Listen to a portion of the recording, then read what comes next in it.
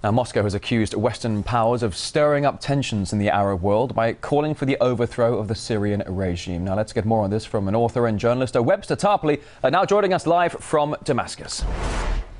Thank you for coming on the programme today. So Russia says that calls from certain states that the Syrian opposition should avoid talks with the government are only provoking further violence. Just for a moment here, let's listen to what the Russian Foreign Minister Sergei Lavrov has said. In Syria, we're now seeing a situation where the Arab League is calling for a halt to violence and the beginning of dialogue. And Western countries and the capitals of some countries of the region are making calls to the contrary, expressly recommending the opposition hold no talks with the Assad regime. It looks like a political provocation on an international scale.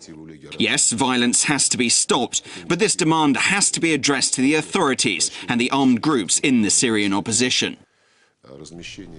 So what's your take on this? Do you agree that the calls coming from the West are not helping to stabilize the situation in the region?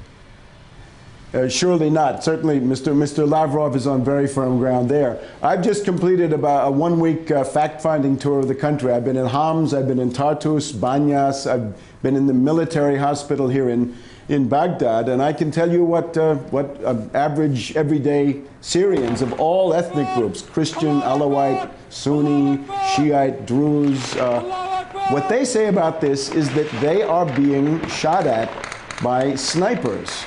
In Homs in particular, people complained that there are terrorist snipers who are shooting at civilians, men, women, and children, blind terrorism, random killing, simply for the purpose of destabilizing the country. I think I would not call this a civil war by any stretch of the imagination. I think that's a very, very misleading term in the following sense. What you're dealing with here are death squads. You're dealing here with terror commandos, the kind of thing that everybody remembers from Argentina and the Central America. This is a typical CIA method. In this case, it's a joint production of CIA, MI6, Mossad, the DGSE of the French.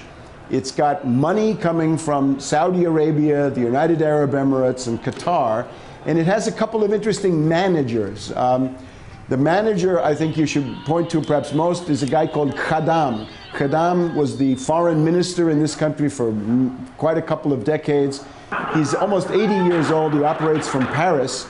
And I think he's being groomed by NATO as the new dictator of some kind of a future. Mr. Tarpley, I'm sorry to interrupt you. If I could just jump in for a moment. It's very interesting how you bring in the issue of that there are unknown snipers, there are terror commandos, death squads with links to the West and the West's allies in Saudi Arabia, for example. But Assad's rule is increasingly being called illegitimate. But isn't the US and that of Europe concerned that getting rid of the Syrian president could just cause even more violence? For example, what we're seeing right now in Tahrir Square in Egypt. Well, after Libya becoming a bloodbath with 150,000 dead, and now with Egypt showing what it was all along, there was no revolution there. It was a complete failure, and now people are beginning to understand it. Notice that nevertheless, Mrs. Clinton and Ms. Rice at the United Nations are continuing to push this bankrupt, discredited model of the color revolution, the CIA people power coup, backed up by terrorist troops, people from Al-Qaeda, people from the Muslim Brotherhood, people from Salafist organizations, and so forth. And I've heard this now from some very important religious authorities here. There's a growing movement inside the Islamic community here which says we want reconciliation, we want law and order, we want legality, we don't want fanatics to run the show. The fanatics are being brought in by the Western powers. So the fanatics are coming in by the Western powers. You're seeing a fair amount of unification among the Muslims there. But let's draw some comparisons, if we may. UN Resolution 1973 for Libya to protect civilians there. Do you think is the grand plan here for Syria that of the Western states to get in there for regime in Syria? And if that is their plan, then what is the point? What is there to gain? Very, very important thing is that this is the most tolerant society in the Middle East. This is one place where all kinds of people live together in, I think, remarkable harmony. And again, it's a very wide variety. Muslims of all kinds, Christians of all kinds, right?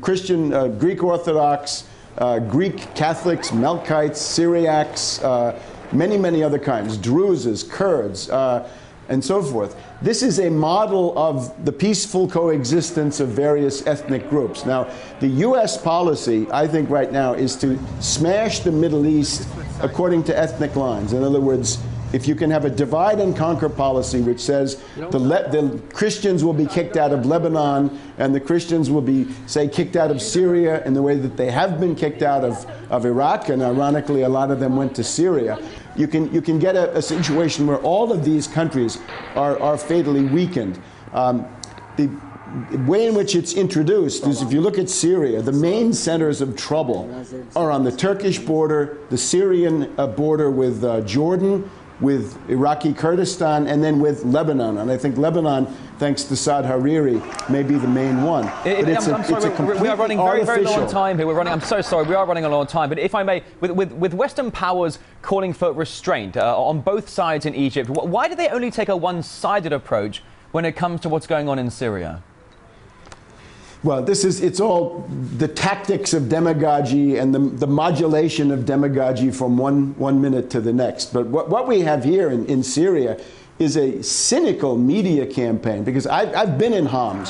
When you go to Homs and you go to the Zahra neighborhood, which is supposed to be the hottest point in the whole country, you find people who are pro-Assad. They're concerned, number one, about mazout. They want to have heating oil because the winter is coming and it's getting cold. And you ask them, what is your demand? They say, we want the Syrian army to come in here. We want the Syrian army posted on the roofs of the houses with helicopters and tanks. Stop these snipers from killing us. Don't let these black hooded figures, which is what they are, pretending to be deserters when they're really maybe from Chechnya, they're from Libya, they're from Afghanistan or Pakistan. Foreign fighters have been brought in here by the CIA and the other Western services, and that is what's going on. And that is, I think, a very large part of it. And in the city of Homs, for example, in one hospital, they were telling us it was 5 dead and 7 wounded on one day. And what was it? It's all snipers. It's all these terrorists who are shooting the civilian population.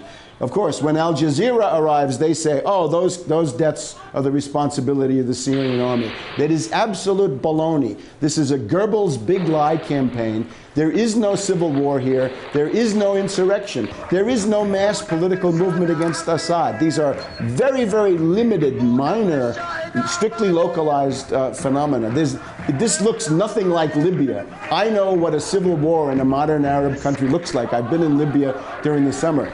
There's no civil war here. There's no front. As you say, there's no civil war here. As you are suggesting, this is simply a bout of terror commandos and death squads being exported by the CIA and brought in by other Western factions. But I'm afraid I wish we had more time for this. Author and journalist Webster Tarpley, live from Damascus. Many thanks. Thank you.